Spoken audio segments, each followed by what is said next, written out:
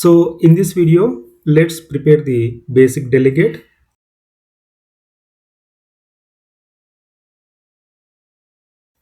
So for that, I have created the one shell file, that is a delegate shell file. Under this file, I have created the one class, let's say restaurant class.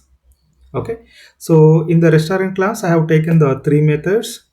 Okay, those are the main course section, dessert section, and drinks section. And if you observe here, each method is taking the one parameter, that is the order, right? So in the class I have taken the three methods, right? And if the each method is the void method. I am having the one more class. Let me rename this is the program. Okay, in this program class I'm having the one main thread. In this main thread, what I am doing, right, I am calling the these three methods. Okay, so based on the object of the class. So this is all about the way how we are creating the class, the way how we are going to communicating to the methods directly.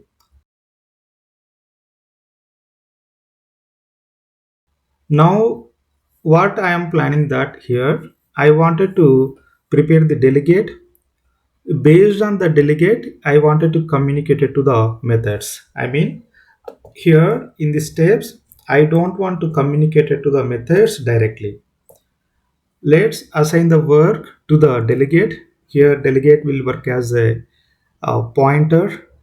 I mean, let's say work as a middleware to communicate it to the methods. Okay, so first of all, let me see the output, then we will work on the delegate.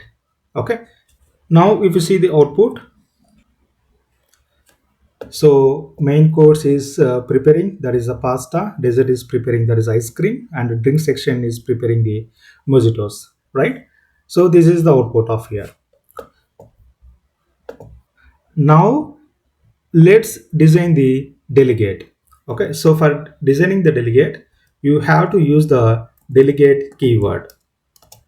Okay, so now I am taking the return type, that is the void. I mean, what is the non-return type I have to take over here. I will tell you why I have taken the void, and give me the, and let me give the delegate name, that is the kitchen section. Okay, and here let me give the one input parameter, let's say string order. That's it. So keep in mind, delegate doesn't have the any body. It's you have to declare the delegate like this without body. So now come to the point. Here I have taken the void as a non-void as a type. I mean, it is, I am taking as a non-return type. Why I have taken here, in the sense, my existing methods, if you see here, all existing methods I am having the void type, and moreover I have taken the here parameter, I have taken the string. Okay, I mean, this delegate is expecting the input parameter, that is a string. Why I have taken in the sense, again, my all existing methods having the input parameter that is following the string. Okay, as per type safety key point, whenever you are going to design the delegate, I mean, whenever you are having the delegate should follow the, okay, your existing methods related uh, syntaxes. Okay, so now my delegate and my existing methods having the same syntax, that is the void return type and expecting the one input parameter. So you have to make sure that before you are going to creating the delegate. Okay, now next here, I don't want to communicate it to the methods directly by taking the object of the class. Okay, let me comment at this.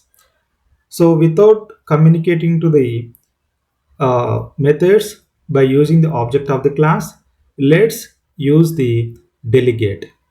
Okay, by using the delegate, I have to communicate it to the method, right? So first of all, before working on that, first of all, let me use the delegate. Okay, so the thing is that delegate is the kitchen section. Let me take that here and prepare the reference for this delegate. So I'm taking the reference, that is the waiter. Okay, so I'm taking the waiter for the reference for this delegate.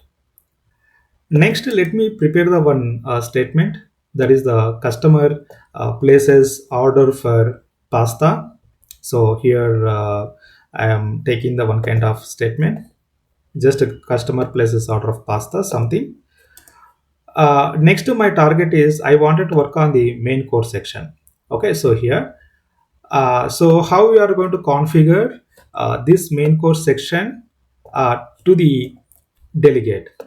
Okay, this is very important. So for that, what you have to write, you have to use the waiter is equal to restaurant dot main course. That's it. After that, let's call the delegate. So here, while we are going to call the delegates, let's pass the uh, pasta parameter. That's it.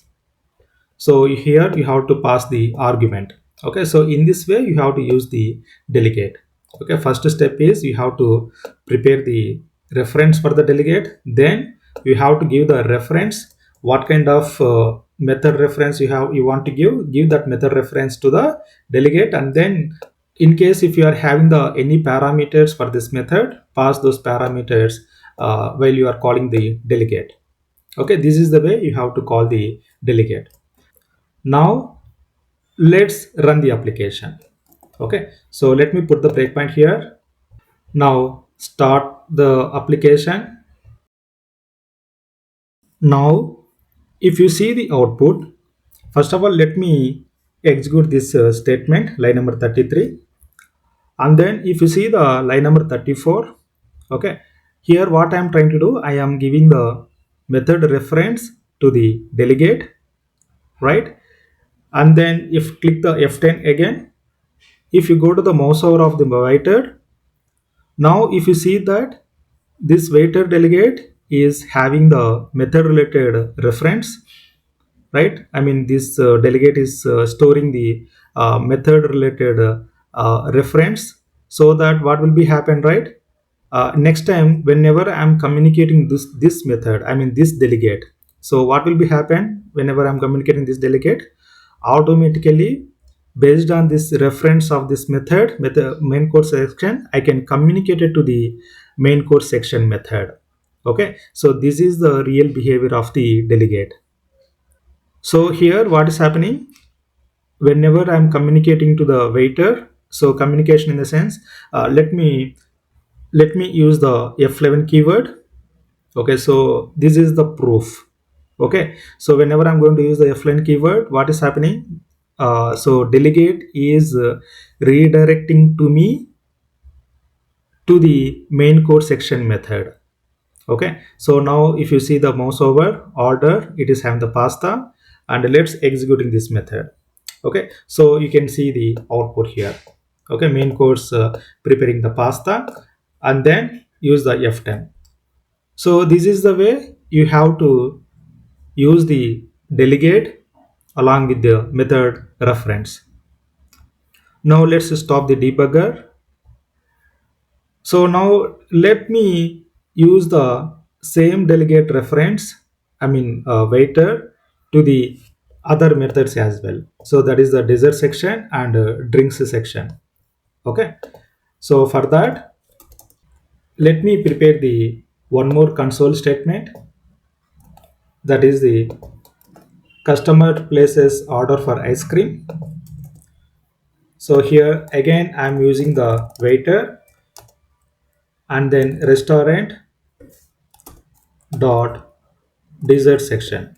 Okay, so what is the one more feature in the delegate? Uh, so here I am using the same reference, delegate reference, to the multiple methods. This is called the multicasting. Okay, what is the multicasting? In the sense, you can use the same delegate reference to the multiple methods. Okay, so I am using the same delegate reference to the dessert section, and then again call the waiter here. Here I am saying this ice cream. Okay, So in this way I'm calling. So again, let me take the one more statement, console statement, that is the uh, customer places order for mojito. Again, take the let me take the same delegate reference here, restaurant dot drinks section. Okay, and then again let me use the same delegate reference here, that is the mojito. Okay, so in this way you can use the delegate for the multiple method references. Okay, now if you see the final output, so here you see that, right? Customer places the order for pasta, that is the main course is preparing. Again, customer places the order for ice cream. Again, this I'm getting the dessert is preparing. Again, I'm printing the customer places order for mojito. I'm getting the output, that is the drink section is preparing the mojito. So in this way, you can use the delegate for the multiple method references in the C sharp. And if you observe that I am not communicating to the methods directly, this is in the commented section. Instead of that, I am using the delegate.